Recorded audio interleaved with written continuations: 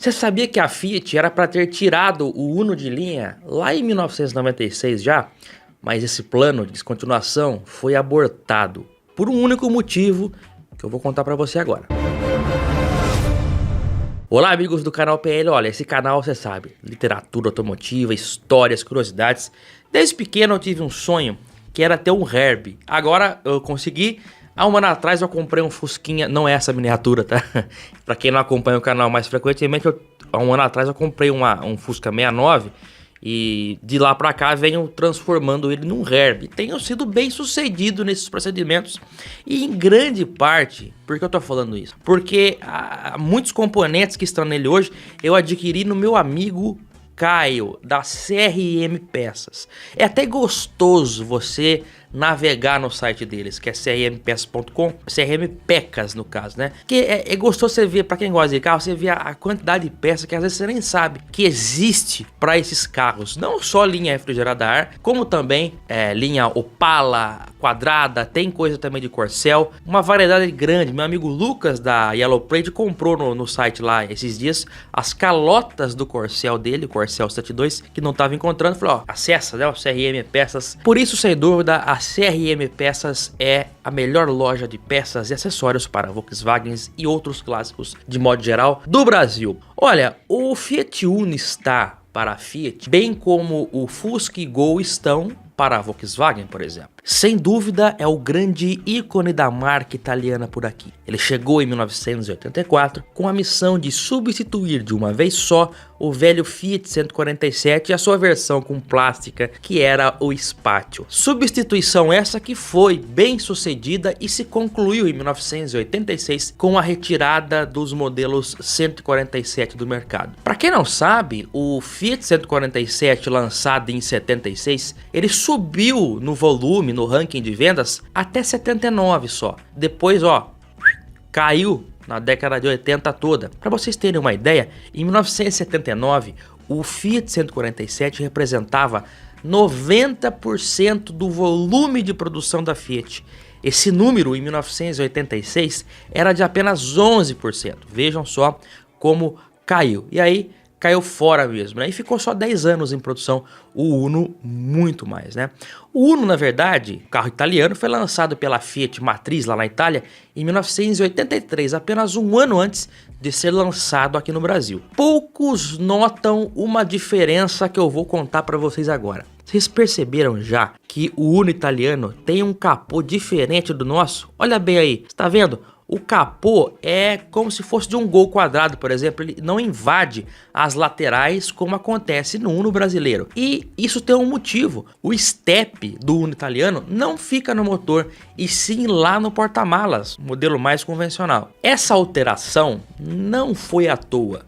Quando o Uno ainda estava em testes no solo brasileiro, um solo lunar comparado com outros lugares, a equipe ali de engenheiros constatou que a suspensão traseira por eixo de torção do modelo italiano não aguentava o tranco e desmanchava por volta aí depois de rodar 5.000 km, a suspensão já estava em frangalhos. Por isso eles adotaram uma solução que já existia no 147 antigo. A primeira foi a suspensão traseira foi trocada toda por aquela independente por feixe de mola transversal. Só que tinha um problema, com essa nova suspensão, ou velha, né, não tinha mais espaço no porta-malas para a bacia do step. Não cabia. O que fazer então? Fiat 147 coloca o step lá na frente, só que daí não cabia por causa dos paralamas. Então a solução foi fazer com que o capô invadisse um pouco as laterais do paralama e rebaixando o paralama, né? Aí nasceu então essa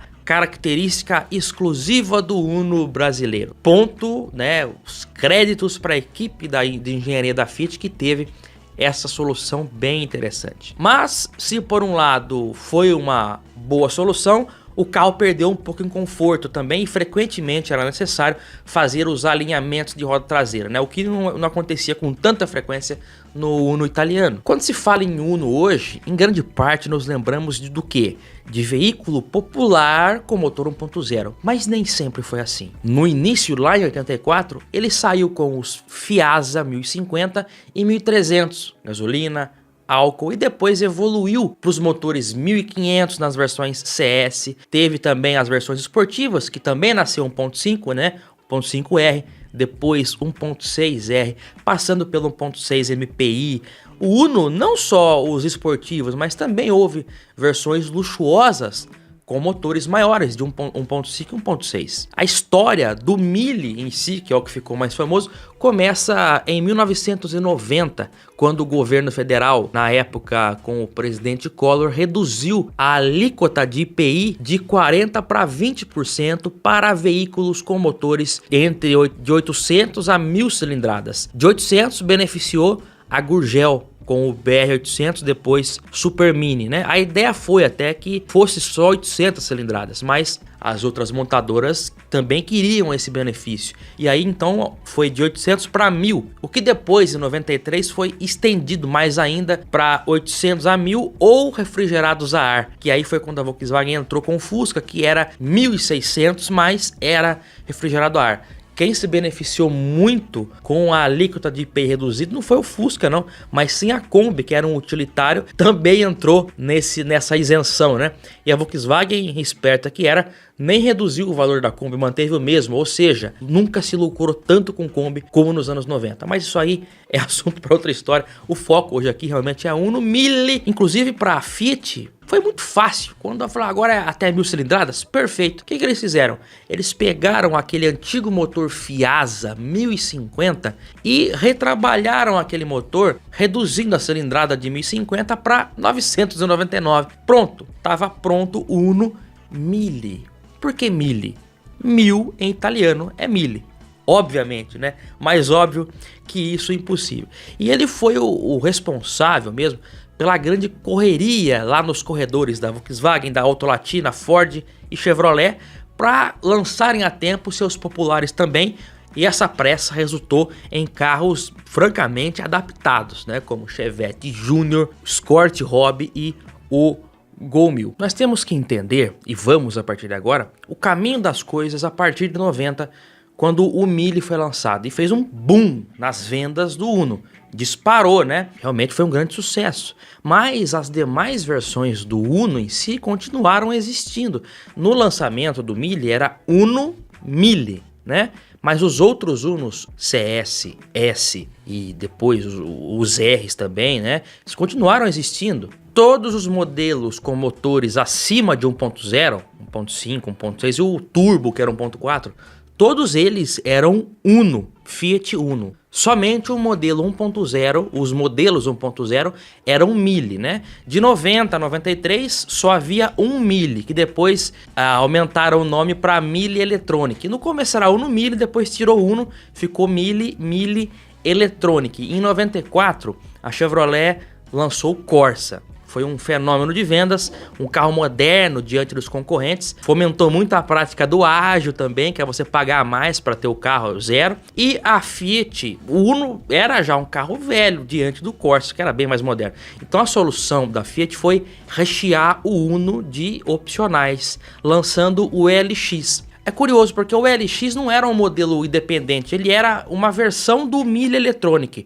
O Mille Electronic, se você pensar, ele é aquele mais simples com farolzão alto. O Mille LX, ele estreou à frente de perfil baixo no Mille e também foi o primeiro 1.0 nacional a oferecer ar-condicionado como opcional, que tinha um recurso legal e desejável, que era o que? Numa subida, ou se você exigisse mais do motorzinho 1.0 de 50 e poucos cavalos, ele com o ar ligado, ele desligava o ar-condicionado para destinar toda a potência para o motor, daí quando você aliviava o pé, ele voltava a ativar o sistema de ar-condicionado. Mas então o Mille LX era uma versão do Electronic. Em 1995 o Mille EP entrava no lugar do LX, estreando a injeção eletrônica nos modelos Mille. E é mais ou menos nessa época que o fim do Uno deveria ter acontecido, porque a Fiat já estava preparando o lançamento do sucessor natural dele, que era o Palio. Ele foi lançado no Brasil em abril de 1996. Se formos analisar pelo nome, de fato, em 1996 o Uno morreu,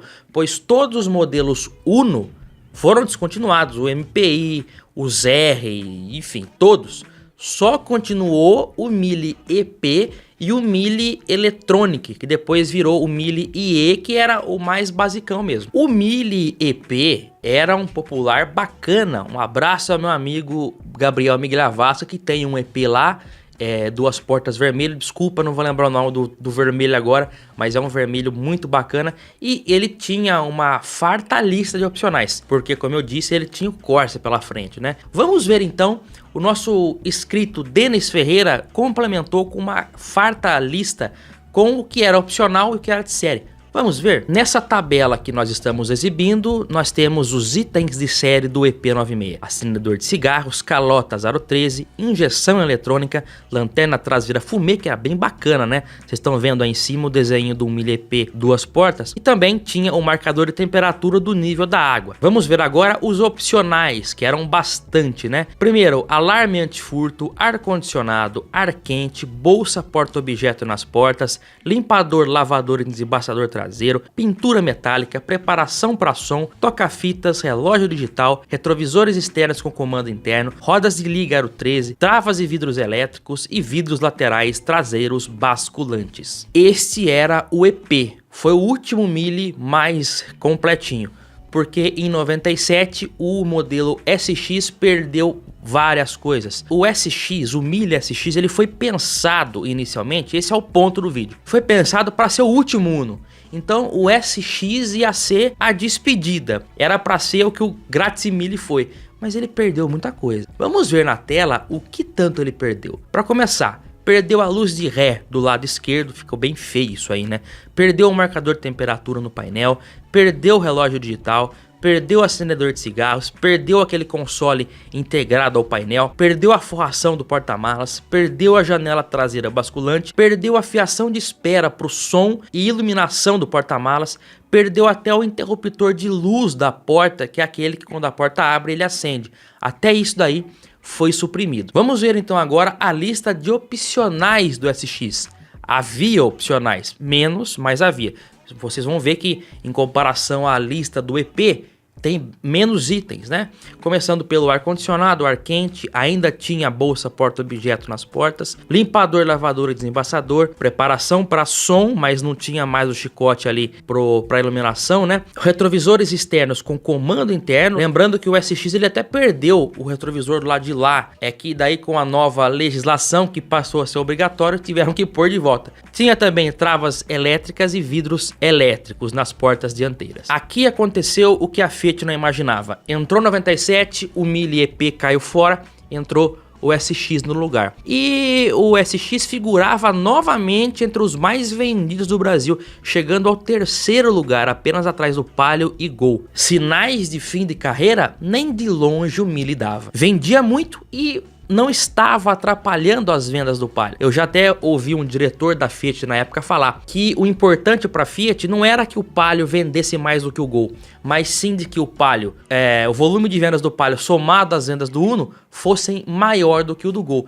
E eles conseguiram isso várias vezes. Por essa razão, o plano de fim do Mille no Brasil foi abortado e eles até lançaram uma série especial do SX, que era o SX Young, que vinha com painel de instrumentos com fundo branco e o termômetro de temperatura que havia sido suprimido no SX normal. Além disso, tinha revestimentos exclusivos nos bancos e nas forrações de porta e adesivos exclusivos da versão. Foi a consolidação dessa nova fase do pequeno Fiat que abandonava as versões mais luxuosas e se posicionava como popular campeão de vendas da Fiat no Brasil. Em 1998, no lugar do SX, entrava o EX, mais pelado ainda.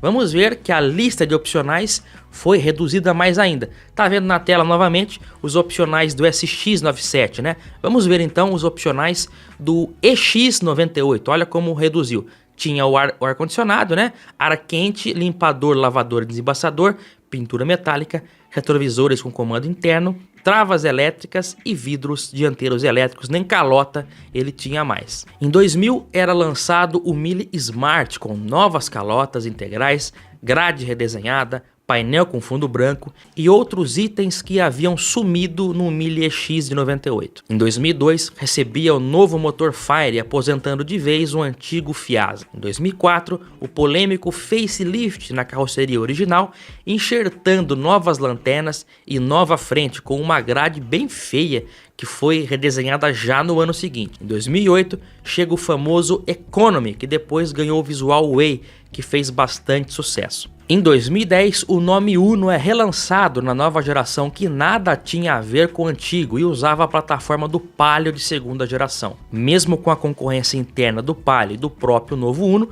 o velho Mille se mostrava forte em volume de vendas. Era o queridinho de frotistas, empresas e também de consumidores comuns. Em 2013 é lançada a edição especial de despedida da primeira geração, chamada Grazie Mille, limitada a 2.000 unidades. Isso aí só foi feito devido às novas regras de ABS e airbag em 2014, que obrigaram o Uno a sair. O velho Mille durou 13 anos a mais do que estava previsto pela Fiat. Este feito é para poucos, sem dúvida uma exclusividade de um grande sucesso da Fiat no Brasil. É um carro querido por milhares de pessoas, arrasta fãs por todo o país, tem clubes e canais especializados em Fiat Uno. O canal do meu amigo Gabriel Meglavasca é um deles, né? Inclusive, para quem quer viajar também com itens na sua própria casa, eu tenho aqui em minhas mãos o Sessão Nostalgia Inbox. O que é isso aqui? Todo mês o nosso canal vai homenagear um clássico nacional. A cada mês é uma edição. A primeira edição foi a Brasília homenageada. Agora é o Gol refrigerado a ar. Nós vamos chegar no Uno também. E é legal porque na caixa que você recebe uma caixa com vários itens, né? Troféu, o troféu é colecionável, por isso é legal você ter todos eles. O livreto com, o livro é ilustrado, é muito bacana, né? Tem muita coisa legal na caixa, tem boné também do canal. Tudo isso por um preço quase simbólico, apenas R$ 55,90. O QR Code está na tela e você também acessando o link do nosso canal, o PL Store, você vai direto para o site. Vale a pena, as últimas unidades estão disponíveis do do Sessão Nostalgia Inbox, segunda edição. Pessoal, quem recebeu até agora gostou muito, tá? Muito bacana. E quando você receber, quem comprar, posta lá no canal, nas redes sociais e marca o canal, né? O canal PL. É isso, meus amigos. Eu aguardo todos vocês no próximo vídeo aqui no nosso canal. Um forte abraço e até lá. Tchau!